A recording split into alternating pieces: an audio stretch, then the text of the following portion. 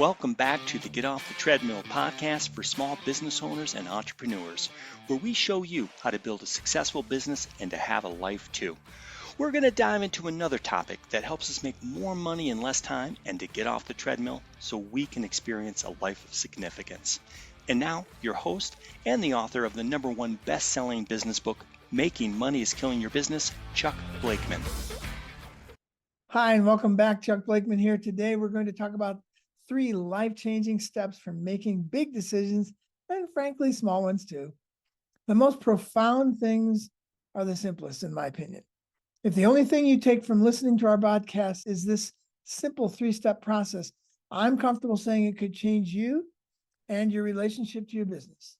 This is a transformative process that forever changed my relationship with how to make decisions and actually carry them through. For years, I thought a decision only had one step: make a decision. I was wrong. There are 3 steps to any decision, and until you've done all 3, you very likely haven't made an actual decision. You just thought you did. The 3 steps in making a decision that I've learned over the years are: 1, make a decision; 2, put a date on it; and 3, go public. Let's explore for a moment why all 3 of these things help us carry through on real change. Did you ever know anyone who was engaged to be married and stayed engaged for years? That's because they intended to get engaged, not get married. And you get what you intend, not what you hope for. When a couple actually decides or intends to get married, they'll put a date on it, and they'll go public, and they will be changed forever. So first, we make a decision. That seems like it stands alone, right? But my experience has been that making a decision is most often, for me, not an actual decision. Don't get me wrong, making a decision is a good thing. But more often than not, we don't really make one. We just claim we made one. And more importantly, we only make that claim to ourselves. So it feels good to make the claim. And I can feel like I've actually done something, but I haven't. Step 1, make a decision, is too often just a head game to pretend we're moving forward. It's another way of playing office, which we'll speak to at length in another podcast. I've learned that step 2 actually begins to firm up this declaration into a real decision. So the first step in making a decision is make a decision, and then we get a lot closer to actually carrying through with it when we put a date on it. Again, for me, I've learned that this is usually still not a decision, but it's a lot closer to being one. When we pick a date for finishing the task or arriving at the objective, we're showing to ourselves that we mean business. Declaring a date starts some exciting wheels in motion that could lead to success. But again, because we've only shared this with ourselves, even if the date comes and goes, we can always change it. So no big deal. But carrying out step 3 changes everything and makes it very likely we will actually make the change. So step 1, make a decision. Step 2, put a date on it. And now step 3, go public. It's when we take the 3rd step of going public that we show ourselves we actually mean business. When we set a date, invite others to celebrate it with us, or put it in our newsletter and commit to an event, we are now fully in the game. Going public is like burning bridges. There is no going back. It's a tough thing to do sometimes, but the focus and energy that comes from going public with your decision and your date can't be found by any other means. If I'm not willing to go public with a decision, I need to look inside at what is keeping me from wanting to do that and whether I really want what I whispered to myself that I want. If you want it, declare it from the rooftops. If you don't do that, then it might be time to reassess whether you really want what you say you want. An early 20th century study some people know as Pearson's Law, or others know as the Hawthorne effect, found that when we measure things people are doing, their productivity goes up just because they know somebody cares and is seeing them. It's a fundamental desire of human nature to be seen and then also validated. The research showed that taking this measuring just one step further has dramatic results. When we observe and measure and then report the results to whoever is doing the work, their productivity goes up exponentially. It shouldn't be surprising because it's really just the gamification of work. When I know I'm doing X, it makes me wonder how I might be able to do X plus 1. And in our case, when we say we are going to do something, put a date on it, and go public, we're gamifying our own decision and showing our resolve by inviting others to watch us succeed. Going public shows we really mean it, and that resolve changes everything. Jean Samuelson, a friend of mine who owns a corporate training company, told me how she got started, or how she actually didn't get started. She had all the plans, the syllabus, and the locations for starting her business. She was building a network too, but just couldn't figure out how to actually get clients. She was stumped. Then she went to a conference for HR professionals, which is her target market, and about 125 HR execs were there too. The moderator started the day by asking if anyone had any workshops, seminars, or events to announce, and if so, would they like to pass around a sign-up sheet? Jean didn't have anything planned at the time, but realizing this was her best shot to reach 125 people in her target market, she reached deep, took out a yellow pad, made an event title, put a date on it, and passed it around. One woman signed up. Jean was disappointed in 3 ways. The first emotion was embarrassment. Oh no, only one person signed up. A one-person event would be embarrassing. The second emotion was a bit of panic because she suddenly was committed to an event she hadn't even planned and wasn't ready to execute, and it was supposed to happen 4 weeks from now. And the third emotion was a sense of loss because she thought she would likely lose money on the event. But having made a decision, having put a date on it and gone public, wheels were in motion that were going to help Jean get to a place she had never been. The ad hoc event was only 4 weeks away, so she got moving, worked really hard not to be embarrassed by having only one person there. And in 10 days of working hard at invitations, she succeeded in attracting 18 more HR pros.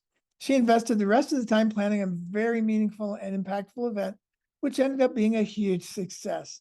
And a number of people signed up on the spot for her next one and gave her referrals that allowed her to hit the ground running. After a number of months of going nowhere in her business, she had made a big splash and was on her way. So what caused her to get off the dime and get moving? She had decided to do something, and more importantly, she put a date on it, and even more importantly, she went public. She had burned all the bridges behind her and couldn't weasel out of the date because others knew about it and were depending on her to follow through. If she had only made a decision and put a date on it, her business might never have gotten started. So this 3-step process is critical for making any big decisions. And really, like I said, any decision, big or small, especially ones we feel might have a difficult path to completion. Difficult paths include things like emotional or mental barriers, like I'm scared, confused, or ill-equipped. And then there's complication barriers like a big software transition or new product rollout. And then another difficult path is outside forces, like a tough economy or competitive pressures. And then another difficult path might be just that it's a long-term horizon decision. Things that will take a long time to actually bring to life and might get pushed aside by the daily tyranny of the urgent. So I'm doing this short podcast here to set up both our ability to make decisions that have difficult paths that we will actually follow through on, and to highlight the importance of the next podcast on picking a business maturity date, one of the bigger and most important decisions you will ever make in business. But you can't say everything at once, so we're doing this first. And before we get to the business maturity date in support of making a decision, let's talk about the second most important, second least asked question in business. If you're wondering, the most important and least asked question in business is why, which we will get to in a few podcasts. Stay tuned. There are 6 reporters' questions: who, what, when, where, how, and why. Of those 6, the second most important, second least asked question in business is when.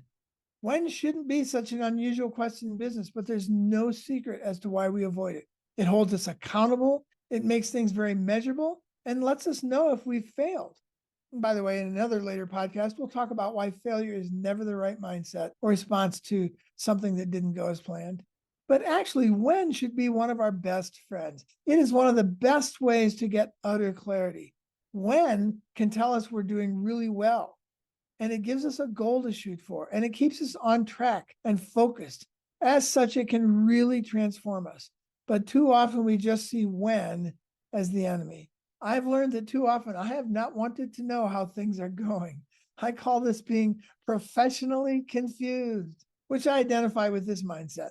When I'm confused, I'm not responsible, so I'll just stay confused. Of course, nobody does that intentionally, but I know I have embraced that mindset at times, and it has never helped me. I've made excuses like, there are so many good ways I could get this done, I just don't know which one to pick. That was part of Jean's paralysis. Or there are so many bad things that might happen that I'm afraid to pick anything. That was on her mind as well. So it's a bit of the old adage, ignorance is bliss, but it's just delaying the inevitable. If we feel like we want to be professionally confused about something, one of the ways we can catch ourselves doing that is by making decisions without putting a date on them or not being willing to go public. Being professionally confused gives me a smokescreen for lack of commitment in order to avoid actually succeeding. So let's do our best to cut through all the head trash we've been carrying around about making soft, mushy decisions that don't lead to change. And let's adopt the 3 steps that actually help us make a decision.